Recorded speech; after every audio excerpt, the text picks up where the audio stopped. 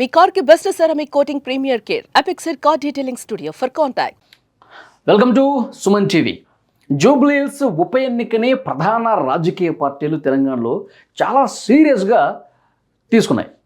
ఆ పార్టీలకు సంబంధించిన ముఖ్యమైన నాయకులు అందరూ కూడా అన్ని డివిజన్లు చుట్టేస్తూ ప్రతి ఇంటికి వెళ్తూ ఓట్లు అడుగుతూ ఉన్నారు.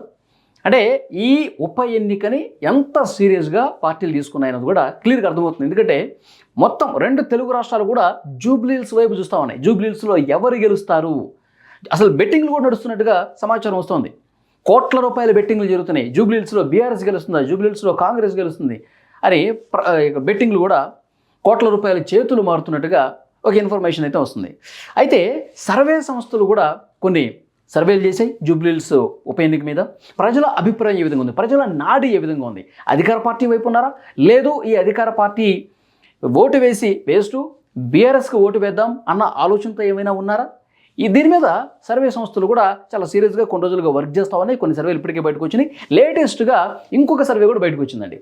ఆపరేషన్ చాణక్య అనే సర్వే సంస్థ జూబ్లీ హిల్స్ మొత్తం అన్ని డివిజన్లలో తిరిగి సామాన్య మధ్యతరగతి ప్రజలు, అన్ని వర్గాల ప్రజలు అభిప్రాయం ఏ విధంగా ఉంది, ఏ డివిజన్లో ఎవరికి మొగ్గు చూపే అవకాశం ఉంది, చాలా క్లియర్గా వాళ్ళు తెలియజేసినటువంటి పరిస్థితి ఉంది. ఇక్కడ ఒకసారి చూడండి. Hour plans for your victory Jubilee hills assembly election operation Chanakya election survey report 2025 15/10/11 అంటే 15వ తారీఖు అక్టోబర్ 15వ తారీఖు నుంచి నవంబర్ 6వ తారీఖు వరకు వీళ్ళు ఒక 21-22 రోజుల పాటు సర్వే చేసి ప్రజల అభిప్రాయాన్ని తీసుకొని రిపోర్టు ఈరోజే రిలీజ్ చేసినటువంటి పరిస్థితి ఉంది. ఇక్కడ చూడండి, డివిజన్ల వారీగా కూడా ఇచ్చారు. మొత్తం 7 డివిజన్లలో ఎవరికి ఓట్ షేర్ ఎట్లా ఉందన్నది కూడా చాలా క్లియర్గా మెన్షన్ చేశారు. సోమాజిగూడ కాంగ్రెస్ 39.3, బీఆర్ఎస్ 35.2, బీజేపీ 9, తర్వాత సైలెంట్ ఓటర్స్ 16.5 అంటే మెజారిటీ కాంగ్రెస్కి సోమాజిగూడలో ఇచ్చారు. తర్వాత షేక్పేట్లో కాంగ్రెస్ 40.2, బీఆర్ఎస్ 37.3, బీజేపీ 12.1, సైలెంట్ ఓటు 10.4 అనమాట. అంటే ఇక్కడ కూడా షేక్పేట్లో కాంగ్రెస్ పార్టీకి వాళ్ళు మెజారిటీ ఓట్ షేర్ ఇచ్చారు. ఇక యూసుఫ్గఢ్లో కాంగ్రెస్ 38.4%, అలాగే బీఆర్ఎస్ 36.1%, బీజేపీ 10.3%, సైలెంట్ ఓటు 15.2%. యూసుఫ్గఢ్లో కూడా కాంగ్రెస్కి ఇచ్చినటువంటి పరిస్థితి ఉంది. ఇక ఎర్రగడ్డలో కాంగ్రెస్ 36.1, బీఆర్ఎస్ 34.4, బీజేపీ 8.3, సైలెంట్ ఓటు 21.2%. ఇక బోరబండలో కాంగ్రెస్ 40.5%, బీఆర్ఎస్ 38.1%, బీజేపీ 7.2%, సైలెంట్ ఓటు 14.2%. ఇక్కడ బోరబండలో కూడా majority vote share Congress party తీసుకునే అవకాశం ఉందని చెప్పి చాణక్య సర్వే చెప్తోంది. ఇక Vengalrao Nagar Congress 34.3, BRS 33.2, BJP 11.4, silent vote 20.1. Rahmat Nagar Congress 39.7, BRS 32.0, BJP 9.1, silent vote 19.2. అంటే ఇక్కడ సైలెంట్ ఓట్ అనేది క్రియాశీలక పాత్ర పోషించబోతున్నది కూడా చాలా క్లియర్గా అర్థమవుతుంది. అంటే వాళ్ళ ఏదైతే ప్రజల దగ్గరికి వెళ్ళి అన్ని వర్గాలని మేము వాళ్ళ అభిప్రాయాలు తెలుసుకున్నాము, మాకు అందినటువంటి ఇన్ఫర్మేషన్ ప్రకారం ఇది ఉందని చెప్తా ఉన్నారు.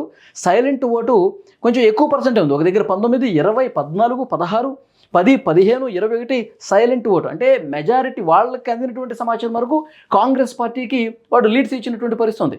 కాంగ్రెస్ పార్టీ ప్రతి సెగ్మెంట్లో, ప్రతి డివిజన్లో కూడా కాంగ్రెస్ పార్టీ ఎక్కువ ఓట్ షేర్ బీఆర్ఎస్ మీద చూపిస్తోంది. ఈ సైలెంట్ ఓట్లో కూడా కొంత కాంగ్రెస్ పార్టీకి పడే అవకాశం ఉంది. కాబట్టి సో డెఫినెట్గా కాంగ్రెస్కి ఈ ఆపరేషన్ చాణక్య సర్వే అన్ని డివిజన్లలో కాంగ్రెస్ పార్టీకి వాళ్ళు లీడ్స్ ఇచ్చిన పరిస్థితి ఇక్కడ కనిపిస్తుంది.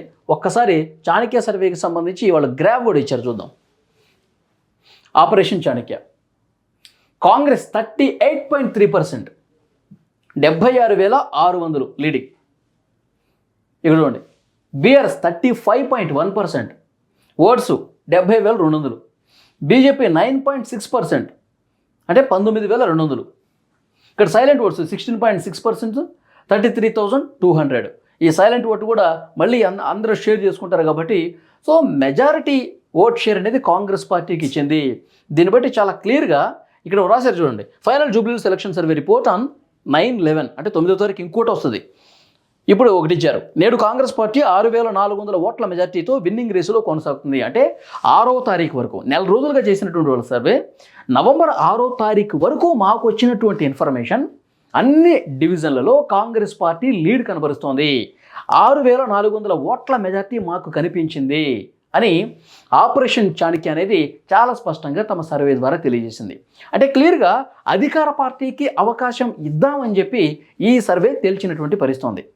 అధికార పార్టీకి ఎందుకు అధికార పార్టీ వైపు మొగ్గు చూపే అవకాశం ఉంది అంటే బలమైనటువంటి బీసీ క్యాండిడేట్ అక్కడ ఉన్నాడు. ఎందుకంటే తెలంగాణ వ్యాప్తంగా ఇప్పుడు బీసీ ఉద్యమం నడుస్తున్నటువంటి పరిస్థితి ఉంది.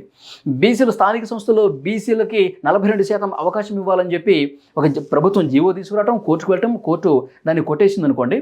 అయితే బీసీల పట్ల మాకు చిత్తశుద్ధి ఉంది అని చెప్పి నిరూపించుకునే ప్రయత్నం అయితే కాంగ్రెస్ పార్టీ చేసిందనేది కూడా ప్రజలు ఒక భావన కలిగే అవకాశం ఉంది.